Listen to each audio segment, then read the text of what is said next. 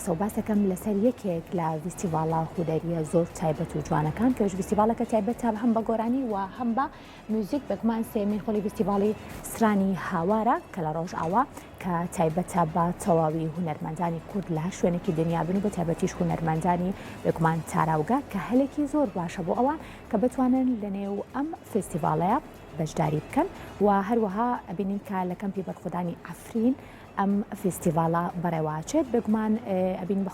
بارەکارە تەندروستی خۆپارێزیەکانەوە و لەگەڵ هەموو ئەمانەشە لە ئێستا دەرفەتێکی زۆر باشە بۆ تەواوی هونەرمەندانی خۆرئاوا بە شێوەیەکی تایبەت و هونەرمەندانی کورد لە هەر شوێنێکی دنیاش بن ئەتوانن لەنێو ئەم فیستیڤاڵ و چالاکیە جەگمەنەیە بگومان بەشداری بکەن و کێبڕکێکی زۆر جوانی هونەریش لە نێوان هونەرمەندانە دروست بکەن.